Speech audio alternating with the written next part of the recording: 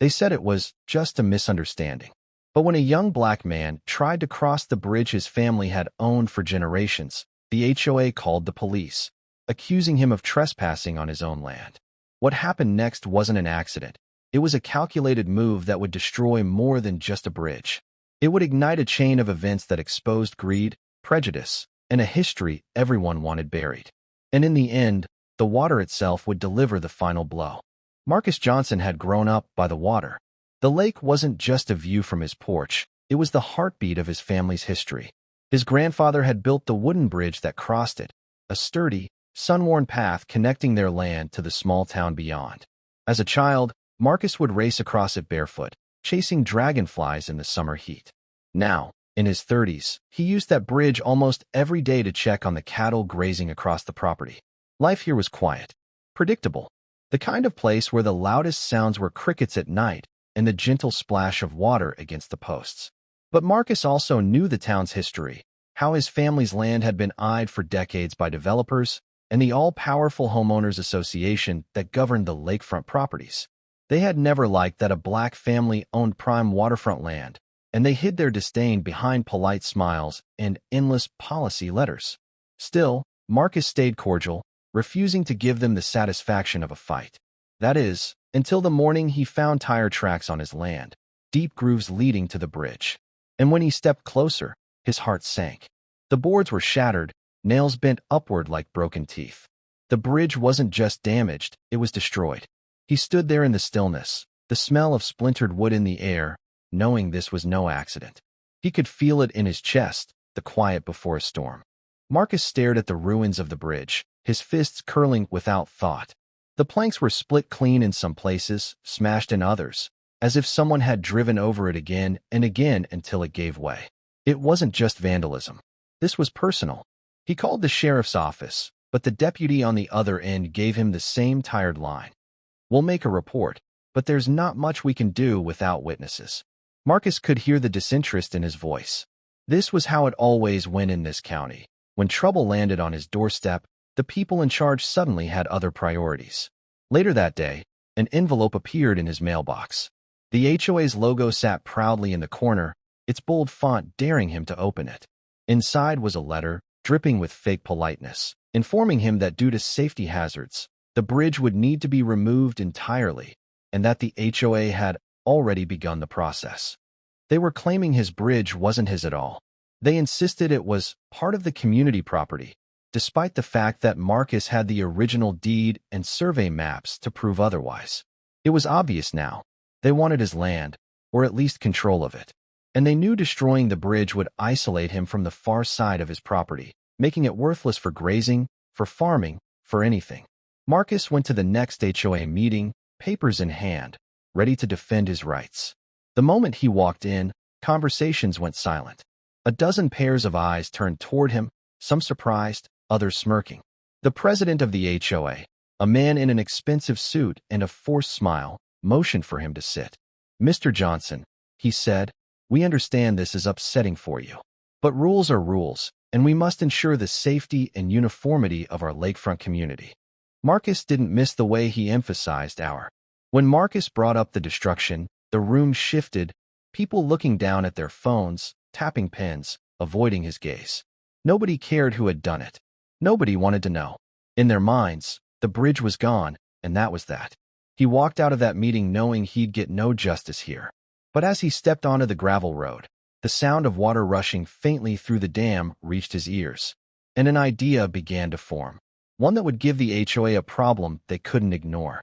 Over the next few weeks, he stayed quiet. He fixed fences, tended to his cattle, and nodded politely to the neighbors who barely acknowledged him. But behind the calm exterior, Marcus was watching, measuring, waiting for the perfect moment. That moment came after a stormy week, when the lake swelled high and the dam's pressure gauge nearly hit its limit. The HOA's prized $4 million resort, a glittering row of rental cabins, docks, and manicured beaches, sat right below it. Marcus knew something they didn't. His grandfather had built a secondary control system for the dam, and Marcus had the key. He stood there one night under a moonless sky, the water roaring behind the gates, his hand hovering over the lever. In his mind, he heard the sound of splintering wood, the polite voices masking prejudice, the laughter in that HOA meeting. And then he pulled.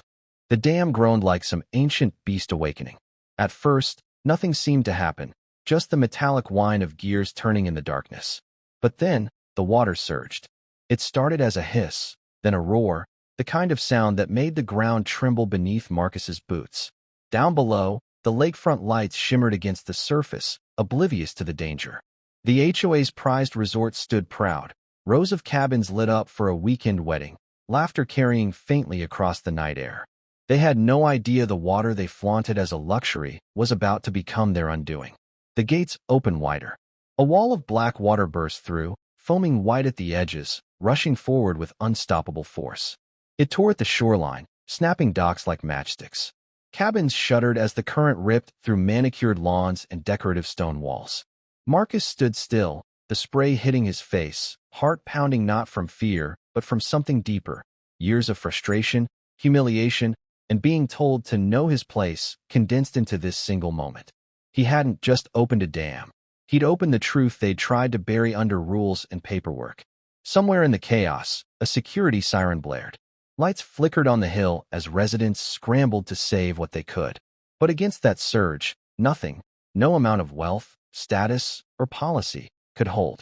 He thought of his grandfather's hands building that bridge board by board, of his mother's warnings to stay quiet, to avoid trouble, of the smirks around the HOA meeting table.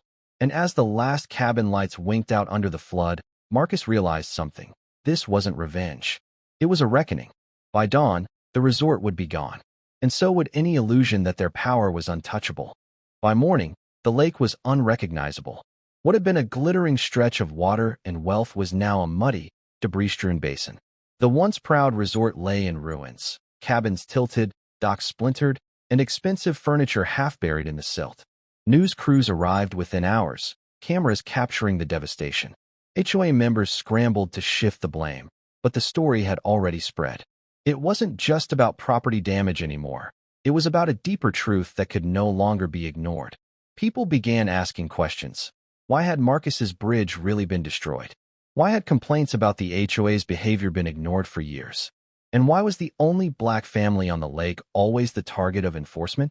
Marcus never admitted to opening the dam. He didn't need to. The silence he carried was louder than any confession. But in town, whispers turned into conversations, and conversations into uncomfortable realizations. Some still clung to the belief that the HOA was just following rules. Others saw the pattern for what it was, how power is used not just to control property, but to remind people where they supposedly belong. For Marcus, the bridge was gone, and so was the resort. But what remained was something no one could wash away. Proof that when you push a person to the edge, they can push back, harder than you ever imagined. And maybe that's what made the HOA truly afraid. Not the flood, not the money lost, but the knowledge that their rules couldn't stop the truth from breaking through. Because this wasn't just about water. It was about history, about land, about the quiet ways prejudice hides behind paperwork and policy. The question now is, how many more bridges have to be broken before we stop pretending not to see?